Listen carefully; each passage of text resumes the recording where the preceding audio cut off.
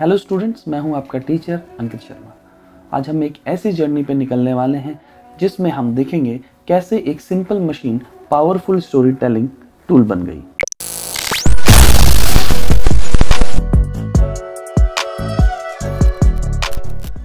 (1895) की बात है। एक छोटे से हॉल में लोग बैठे हैं।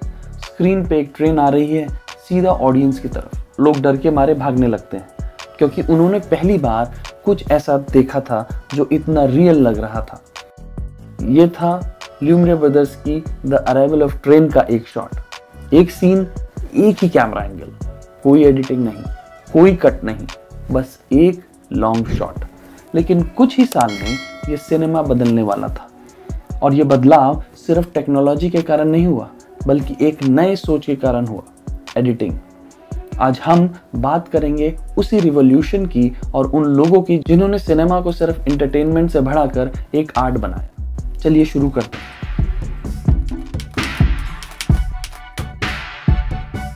सबसे पहले सिनेमा एक प्रेजेंटेशन था, जैसे सर्कस या मैजिक शो।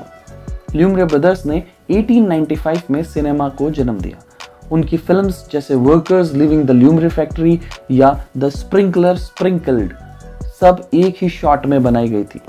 कैमरा स्टैटिक, एक ही एंगल और एक ही सीन।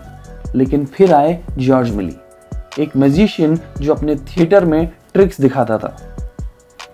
एक दिन उसका कैमरा रुक गया। जब वो फिर से चला तो एक सीन में एक घड़ी गायब हो गई और एक चर्च आ गया। मिली ने सोचा, अरे ये तो मैजिक है। और फिर उसने अपनी film a trip to the moon 1902 में ये ट्रिक यूज किया। Stop motion, multiple exposures, painted sets. उसने एक शॉट को रोककर दूसरा शॉट डाल दिया, जिसे हम आज सब्स्टिट्यूशनल स्प्लाइस कहते हैं। यह था सिनेमा का पहला कट, लेकिन यह सिर्फ इल्यूजन था, स्टोरी टेलिंग नहीं। फिर आए एक अमेरिकन, एडविन एस पोर्टर।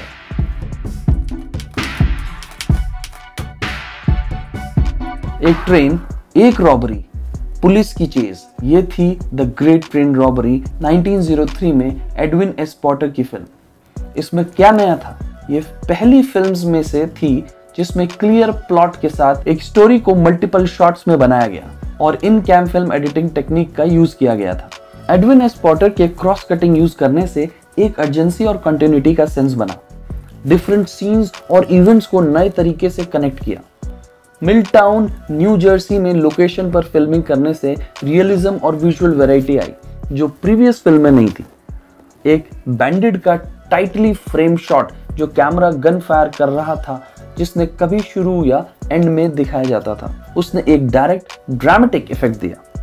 सोचिए, फर्स्ट शॉट लुटेरे ट्रेन पर चढ़ रहे हैं, सेकंड शॉट ड्राइवर को बंद कर रहे हैं, थर्ड शॉट लूट के साथ भाग रहे हैं, फोर्थ शॉट पुलिस को अलर्ट करते हैं। ये सब एक ही स्टोरी के पार्ट्स थे, लेकिन अलग अलग जगह पे फिल्माए गए थे और फिर पोर्टर ने इन्हें एक साथ जोड़ा। ये था पैरेलल एडिटिंग, या जैसे हम आज कहते हैं क्रॉस कटिंग। और ये क्यों इंपॉर्टेंट था? क्योंकि अब तक फिल्म्स एक ही शॉट में होती थी, जैसे एक स्टेज प्ले। लेकिन पोर्टर ने दिखाया कि सिनेमा अलग है। सिनेमा टाइम और स्पेस को तोड़ सकता है। जैसे एक कहानी के दो हिस्से, एक जगह रॉबरी हो रही है, दूसरी जगह पुलिस तैयार हो रही है। दोनों एक साथ चल रहे हैं लेकिन अलग अलग जगह। और जब हम इन्हें एक के बाद एक देखते हैं तो सस्पेंस बढ़ जाता है। यह था एडिटिंग का पहला इमोशनल इम्पैक्ट। अगर हम इसके हिस्टोरिकल सिग्निफिकेंस को देखें तो फिल्म की सक्सेस ने लॉन्गर नैरेटिव फिल्म्स की पोटेंशियल दिखाई और फिल्म इंडस्ट्री की ग्रोथ को एनकरेज किया। इसे पहला अमेरिकन वेस्टर्न फिल्म माना जाता है जिसमें आउटलॉज, गन फाइट्स और पीछा करने जैसे पोजेस के थीम्स थे।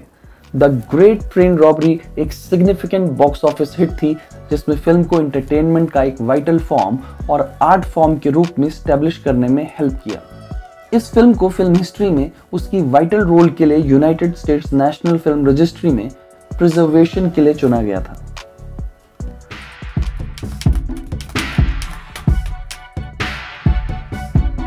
अब चलते हैं एक ऐसे डायरेक्टर के पास जिसने एडिटिंग को एक इमोशनल वेपन बनाया, D.W. ग्रिफिथ। ग्रिफिथ ने सोचा, सिनेमा सिर्फ एक्शन दिखाने के लिए नहीं है, ये दिल को छू सकता है। उसने अपनी film the birth of nation 1915 में एडिटिंग का इस्तेमाल एक नए तरीके से किया। अब एक सीन को देखते हैं। एक घर में एक औरत अपने बच्चे को सुला रही है। बाहर दुश्मन आ रहे हैं।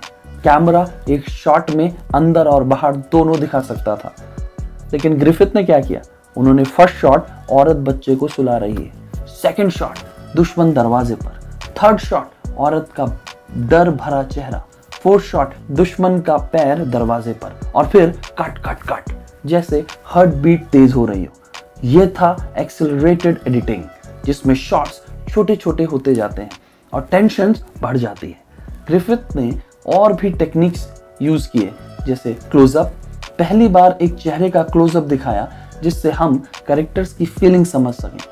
फ्लैशबैक दिखाया, एक कैरेक्टर को कुछ याद आता है और हम उसे पास्ट में ले जाते हैं। अगर कोई कैरेक्टर किसी तरफ देखे तो अगला शॉट उसी चीज का होता था जिसे वो देख रहा है। आई लाइन मैच, ये सब ग्रिफिथ ने बनाया, लेकिन उसने कोई थ्योरी नहीं लिखी। उसने बस ट्राई किया, ट्रायल एंड एरर।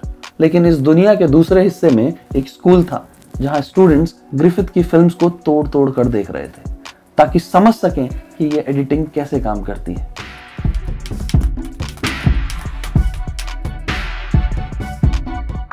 सोचिए एक ऐसा एक्सपेरिमेंट जिसमें एक ही चेहरा 3 अलग अलग इमोशंस दिखा दे। यह था कुलेशोव इफेक्ट। मॉस्को, एक फिल्म स्कूल, एक टीचर, लेव कुलेशोव। उसने अपने स्टूडेंट्स को एक एक्सपेरिमेंट दिखाया। उसने एक शॉट लिया, एक एक्टर इवान मोजोकिन का चेहरा, बिल्कुल न्यूट्रल, कोई इमोशन नहीं। फिर उसने उस चेहरे के बाद 3 अलग अलग शॉट्स लगाए। फर्स्ट सीक्वेंस एक्टर का चेहरा, नेक्स्ट शॉट एक बॉल ऑफ सूप। ऑडियंस ने कहा, अरे कितना भूखा लग रहा है। सेकंड सीक्वेंस एक्टर का चेहरा, नेक्स्ट शॉट एक लड़की का कॉफिन। ऑडियंस ने कहा, कितना उदास है, अपनी बेटी को खो दिया होगा। थर्ड सीक्वेंस एक्टर का चेहरा और एक औरत जो सोफे पर लेटी है। ऑडियंस ने कहा, अरे उसकी नजर उस पर है, कुछ कुछ हो रहा है।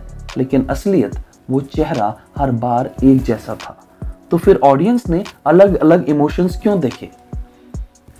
एक में भूखा, सेकंड में इमोशनल और थर्ड में लस्ट।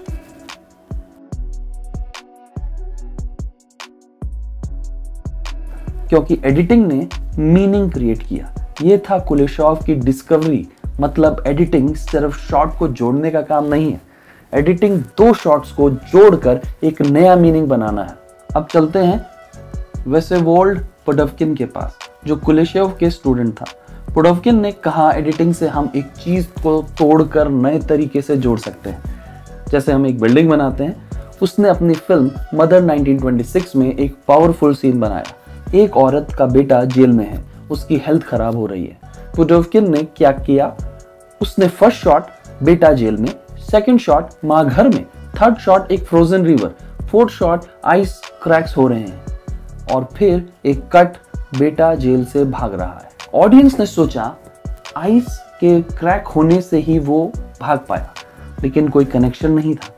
लेकिन पुडोव्किन ने एडिटिंग के जरिए एक सिंबॉलिक कनेक्शन बनाया, जैसे नेचर भी उसकी मदद कर रहा हो। यह था कंस्ट्रक्टिव एडिटिंग, जिसमें शॉट्स को इतने स्मार्टली जोड़ा जाए कि एक नई कहानी बन जाए।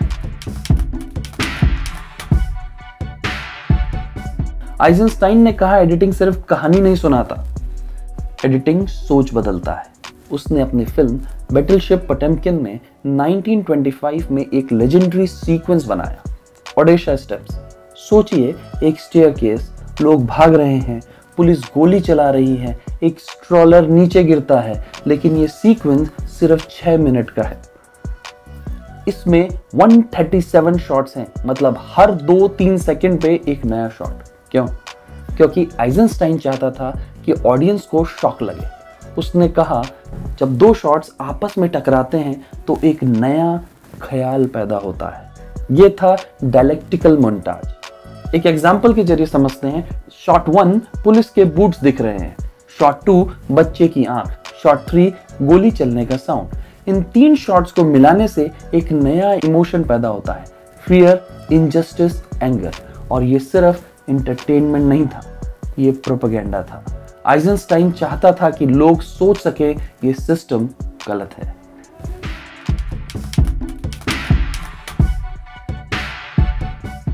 एडिटिंग फिल्म का असली क्रिएटिव इंजन होता है। फिल्म सिर्फ अलग अलग शॉट को जोड़ सकता है, लेकिन एडिटिंग उन शॉट्स को ऐसे अरेंज करती है कि एक मीनिंगफुल स्टोरी सामने आए। साइलेंट एरा में एडिटिंग ने वो एक्सप्रेसिव विजुअल जक्सटापोजिशन डेवलप किया जो फिल्म को जिंदा करता है। ल्यूमियर ब्रदर्स की सिंपल रिकॉर्ड से शुरू होने वाला इवोल्यूशन पुडोफ्किन के एडवांस एडिटिंग टेक्निक्स तक गया, जो इमोशनल और इंटेलेक्चुअल कॉम्प्लेक्सिटी लाए। एडिटिंग सिर्फ शॉट्स को जोड़ने का काम नहीं, बल्कि शॉट के बीच के टाइमिंग और सीक्वेंस को ऐसे अरेंज करना है कि एक नई फिल्म रियलिटी डेवलप हो। The technique of film editing. Porter ने सबसे पहले स्टोरी बनाने के लिए अलग अलग शॉट्स को जोड़ना शुरू किया, जिसे हम आज कॉन्टिन्यूटी एडिटिंग कहते हैं। The life of an American fireman में सीन को 3 पार्ट्स में स्प्लिट किया गया, जिसमें एक कॉन्टिन्यूस एक्शन का इल्यूजन क्रिएट हुआ। द ग्रेट ट्रेन रॉबरी में क्रॉस कटिंग यूज हुई, जिसमें 2 पैरेलल एक्शन को एक साथ दिखाया गया, जैसे ट्रेन रॉबरी और पुलिस का चेज। ये इनोवेशंस ने एडिटिंग को डायरेक्टर के लिए स्टोरी टेलिंग का पावरफुल टूल बनाया, जहां टाइम और स्पेस को मैनिपुलेट करके स्टोरी को डीपर बनाया जा सकता था। D.W. ग्रिफिथ ने एडिटिंग को स्टोरी टेलिंग का एक इमोशनल मीडियम बनाया। क्लोजअप्स, फ्लैशबैक्स और क्रॉस कटिंग का इस्तेमाल करके नरेटिव को रिचर और ड्रामेटिक बनाया। The birth of a nation का लिंकन असैसिनेशन सीक्वेंस में उन्होंने छोटे छोटे शॉट्स के थ्रू सस्पेंस बिल्ड किया। ग्रिफिथ ने समझा कि कैमरा एंगल, शॉट लेंथ और सीक्वेंस से ऑडियंस इमोशंस को कंट्रोल किया जा सकता है। उन्होंने एक्टिंग पर डायरेक्टर के कंट्रोल को बढ़ाया। Subtle facial expressions close up shots में दिखाकर एक्टिंग का लेवल शिफ्ट किया। कुलेशॉव और पुडोफ्किन ने एडिटिंग को एक expressive and intellectual art form के रूप में स्टैब्लिश किया। कुलेशॉव एक्सपेरिमेंट ने दिखाया कि सेम फेस का एक्सप्रेशन डिफरेंट शॉट्स के कॉम्बिनेशन से अलग अलग मीनिंग ले सकता है।